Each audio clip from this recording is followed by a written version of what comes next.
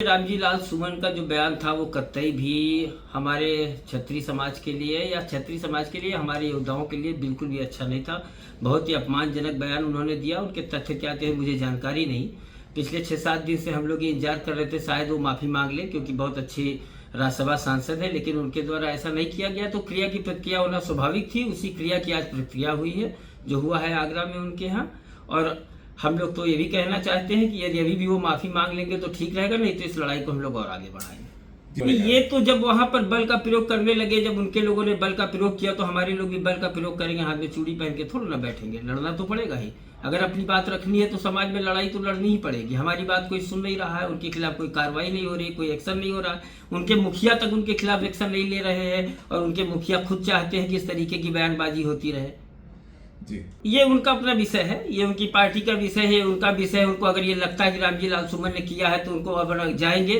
तो हम भी उनको ये बता देना चाहते हैं, चेतावनी भरे लहजे में ये बताना चाहते हैं, यदि उन लोगों ने माफी नहीं मांगी तो हम समाजवादी पार्टी का घेराव करने के लिए भी प्रतिबद्ध हैं, और ये ऐसा हम करके रहेंगे। लखनऊ में हम उनको दबाव उनके ऊपर बनाएंगे, या तो वो माफी मांग ले, क्षमा मांग ले, क्योंकि उन्होंने जिन तथ्यों की जानकारी दी है, जिस योद्धा के बारे में बोला है, उस योद्धा के बारे में अगर उनको जानकारी ना हो, इतिहास के विषय में डॉक्टर रामजी लाल सुमन को जब आवश्यकता हो मुझसे बात कर लेंगे।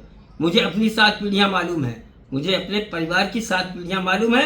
मैं नाम बता सकता हूँ, हो सकता है उनको अपनी 7 पीढ़ियां ना मालूम हो, और बाबर की तो हो सकता है 2 ही 3 पीढ़ी ना मालूम हो।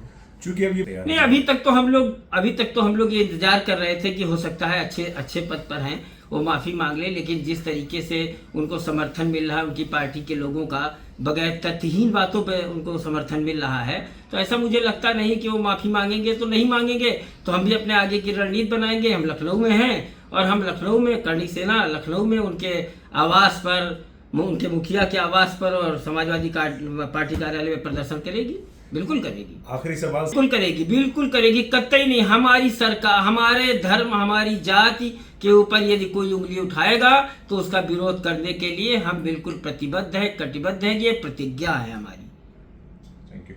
मैं बिल्कुल सीधा विरोध करूंगा। अगर इस तरीके की चीजों में उनका सहभागिता रही तो हम सीधे उनका विरोध प्रदर्शन करेंगे। इसको कहने में मुझे बिल्कुल भी हिचक नहीं है, कोई संकोच नहीं है, और ना कोई डर है। हम बिल्कुल प्रदर्शन करेंगे, 100% करेंगे। मैं प्रतिबद्ध हूँ इसके लिए। आपसे कह रहा हूँ, आपके माध्यम से उनके तक ये मैसेज भी कहलवाना चाहता हूँ कि मैं सीधे अखिलेश यादव का विरोध करूंगा, कतई विरोध करूंगा। उनके घर पे प्रदर्शन करूंगा, समाजवादी पार्टी पे मैं अखिलेश यादव का सीधा विरोध करूंगा। जिस तरीके से उनकी सहभागिता अपने लोगों के लिए गलत बयानबाजी पर है, सीधा प्रदर्शन, सीधा विरोध, ये मेरी जिम्मेदारी है।